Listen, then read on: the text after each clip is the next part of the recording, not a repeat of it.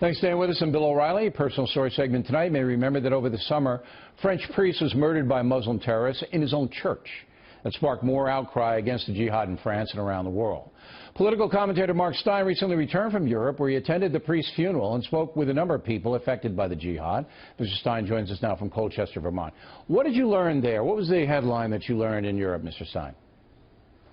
Well, you said at the top of the show that migrants aren't the problem, jihadists are, and that's true, but there is a crude arithmetic here, Bill, which is that the more Muslims you have, the more terrorism you have, so that France, Belgium and Germany have very high Muslim populations and they have a lot of terrorism.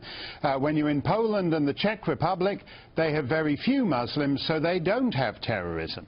And the question for Europe, and I think for the United States a few years down the line, is whether you can contain this just by the big security state. Yeah, I was on the beach at...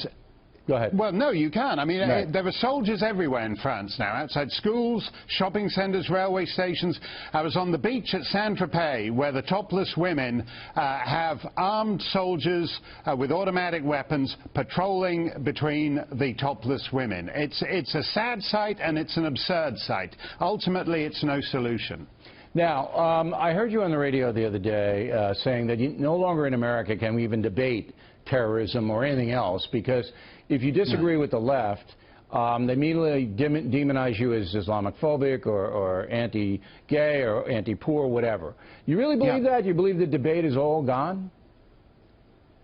Yes, I think that's true. I think essentially we're turning into one vast college campus where there is a correct view and alternative views are not permitted.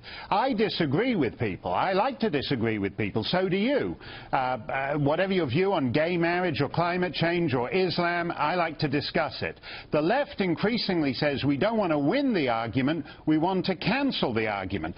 And just this weekend, if you look at this fake outrage about Donald Trump declaring the New York event a bombing before it had been officially ruled a bombing, that is an attempt to shrivel the public discourse and prevent a diversity of views on Islam and immigration and terrorism. And if you notice, that's the classic left response now. Let's not debate your point of view, let's cancel your point of view.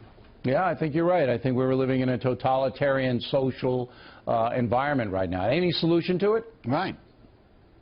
Yeah, I think so. I think Trump in the last year has actually managed to expand the public conversation. And whether you agree with him or not on those issues, that's what we need. When we have people like Senator Whitehouse, for example, trying to criminalize dissent on climate change, that guy is actually unfit for office. Unfit for office. All right, but you don't want to shut him down. People in Rhode Island should be ashamed of that. You don't want to shut him down, Mr. Steyn. You want to debate him. So we don't want to do what they do.